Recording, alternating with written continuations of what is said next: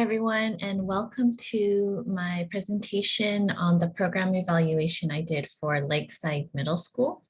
So Lakeside Middle School is a school that's in the Little Lake City School District, which is located in the city of Norwalk, California. The agenda for this presentation includes a program description, the logic model, evaluation questions, design, results, recommendations, and questions at the end. The program description, so some interesting facts about Lakeside Middle School is that it's 92.4% Latino Hispanic, and a very small percentage of all other ethnicities/races, 2.6 white, 1% African-American, 1.5 Asian, and the total enrollment is pretty small. It's only 605 students.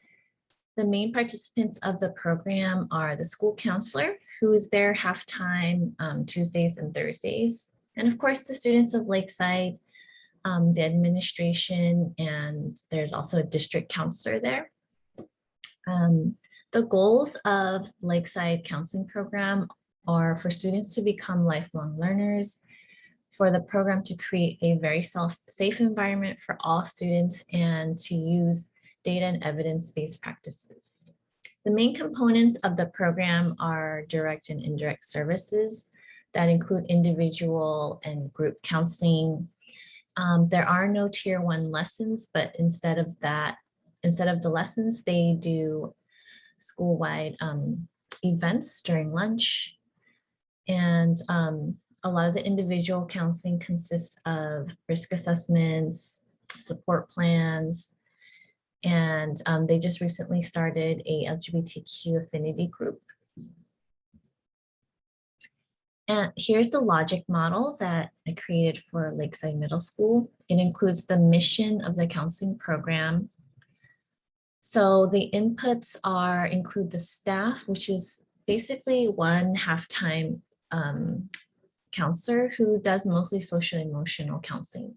So the services are pretty limited just because of her half-time status.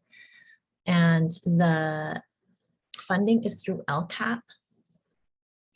The main resources of the program are the classroom.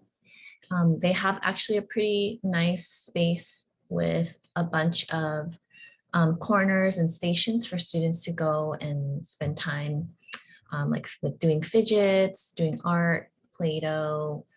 There's games. So it's a very student-friendly room.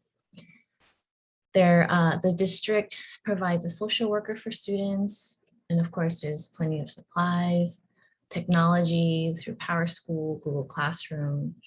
The administration also provides support. And then there's district support that is mainly in a supervisory role.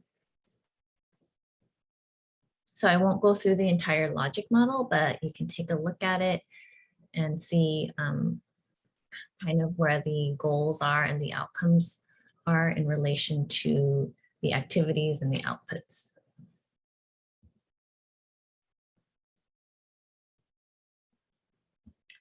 So the evaluation questions are, what are the main services that the counseling program provides to the students at Lakeside?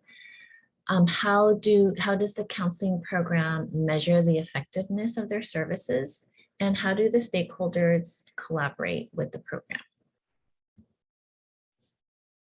The designs I chose are time series, cross-sectional, and case study. And so for the first question, I chose to use the time series design because I wanted to see how the counseling services sort of changed and evolved from last year to this year, and see whether or not these services are meeting the needs of the students, which are also changing as we're going back into in-person learning. The second question is cross-sectional because of the short time frame that I'm looking at. I was only looking at about 6 to 8 weeks of worth of data, and it's mostly quantitative data. So that's why I chose cross-sectional. For question 3, I chose the case study design because I was mainly relying on an interview with a counselor and also with parents and teachers.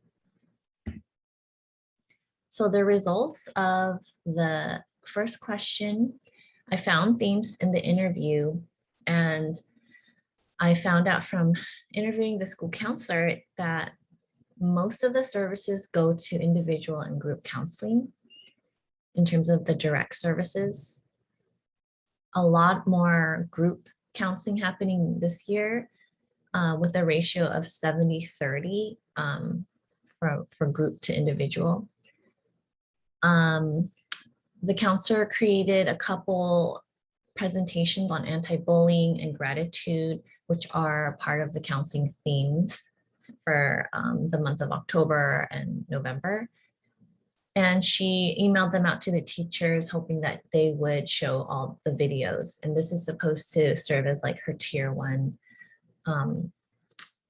counseling service. However, if she were to be there full time instead of half time, she probably would have more classroom presence. She also said that there were more students coming out as transgender and doing, she had done her first gender support plan this year, as opposed to never having done one in the years before. And some themes found in the data were that there was a pretty big increase of students, of regular students coming in, and also just in general, students participating in group counseling. So group counseling and individual. And for the weekly attendance of the LGBT group, so looking at the attendance sheet for the past 6 weeks, it averaged about 25 students. So these are students who identify as LGBTQ or allies. The number averages to 25 students, which is pretty high considering this is the first year that they're doing a club like this. For question 2, the results showed that I looked at data from the Google Forms, the PowerSchool, pre and post tests data for the group counseling. And so some themes I found were for group counseling, they mostly relied on pre and post tests. And for individual counseling, they had more like formative assessments and setting goals and to see if the goals were being met. So the needs for future programming were determined mostly by data from PowerSchool. So looking at GPA, attendance rates, and discipline reports. There are also through referrals from other staff members like administration and teachers, but we'll go more into that for the next question. Also, the school counseling team at Little Lake is developing a needs assessment survey that they're going to distribute to all the students in the entire district to look at mental health and kind of see what kind of services they should start providing for the following year.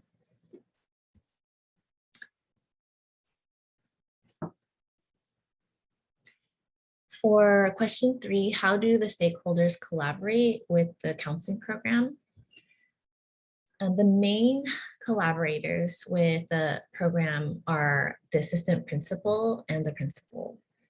And following them would be the district stakeholders. So the district, the director of special education, the district support counselor, and then just collaboration with other counselors from the other schools during meetings. That's something that they highly rely on to kind of help make decisions and create like a core curriculum.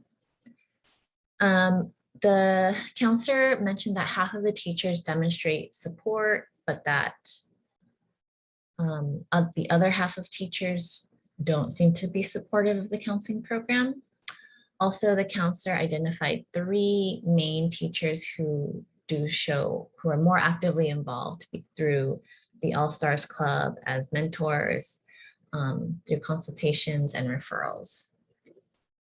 In terms of parents, I wanted to evaluate whether or not there was parent engagement by seeing if there were any events being held either through Zoom, mostly through Zoom, and just asking the counselor if the parents were engaged with the program.